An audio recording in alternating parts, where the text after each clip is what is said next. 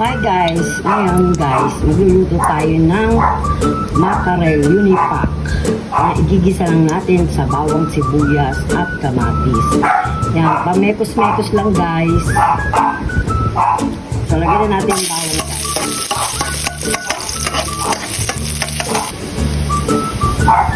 Siyempre guys, lagyan na natin yung sibuyas. Ito lang natin siya guys. Siyempre guys, ang luya na nakakapanggal ng lansa.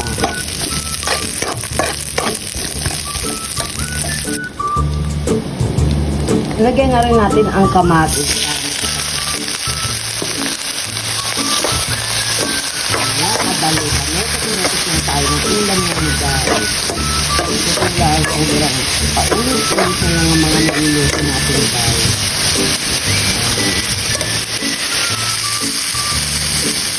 Siyempre guys, lagyan natin siya ng paminta. Nakakatanggal din ng lansa yan guys. Tapos guys, ilagay na natin itong unipack mackerel. Ayan. Pwede rin ito gawin pang sinigang guys. Masarap din siya guys. So, ginita ko lang sa bawang sibuyas, kamatis, at luya. Diba? Lalaki ng mga ang lalaki ng laman ng unipack mackerel. Ayan guys. Lagyan pa natin guys kasi maraming pechay. Lalagyan natin siya ng pechay guys. Ayan. Sa sobrang laki hindi na siya makalabas. Okay yan guys. Lalo na sa sinigang. Masarap din ito guys. At saka isa pa guys, may timpla na siya na kahit konti may alat na. Hindi na tayo masyado maglalagay ng alat dyan guys. Dahil malasa na yan. Ayan guys. So, haluin natin guys. Ayan, hanggang sa kumulo siya. Tapos lalagay pa natin yan guys. Meron pa guys, isa na lang.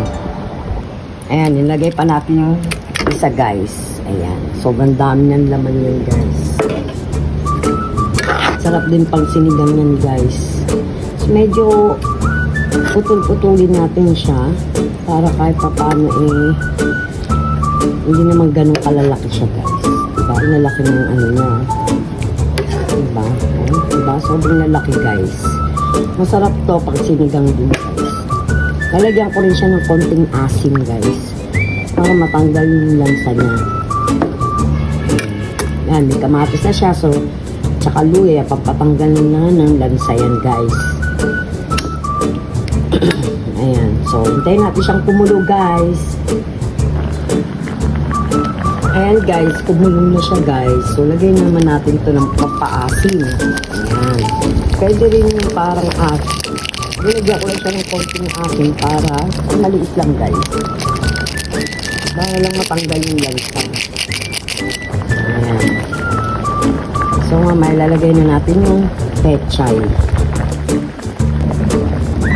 Ayan guys, kumulo na siya. So, lagyan na natin yung tangkay ng pechay. Yan muna guys kasi medyo matagal maluto yan guys. Kasi sa dahon na guys.